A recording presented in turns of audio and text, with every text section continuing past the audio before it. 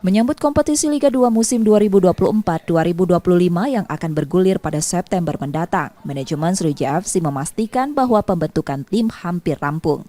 Mereka telah menjalin kesepakatan dengan 26 pemain yang akan memperkuat skuad Laskar Wongkito.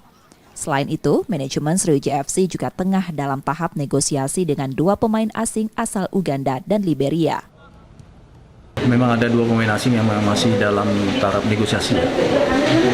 Apakah karena ini masalah harga ya, saya harus berkomunikasi dengan manajemen yang lain. Memang ada tim nasional Uganda satu, terus satunya dari Liberia ya. Itu masih belum pasti ya, tapi sudah ada pembicaraan. Sementara itu, manajemen memastikan komposisi tim musim ini tetap akan diisi oleh pemain lokal dari Sumatera Selatan. Nur Muhammad, Kompas TV, Palembang, Sumatera Selatan.